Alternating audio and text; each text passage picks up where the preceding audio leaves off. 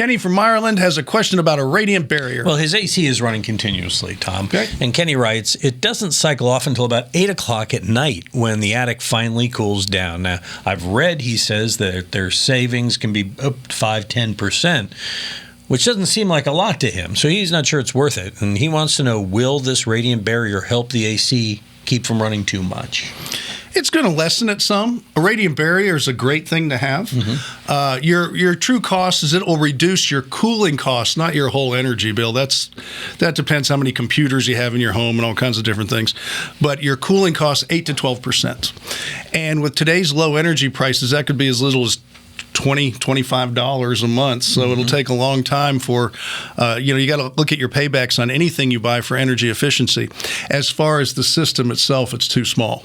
And so I try to get people to think this way. You have a load on the house, you put the system in so it cycles just like you like it. Whether, like for me, 68 degrees when I go to bed, it cycles on and off and on and off. And all the insulation, radiant barriers, attic ventilation, new windows, whatever you're doing, will slowly make it run less and less, which saves you money.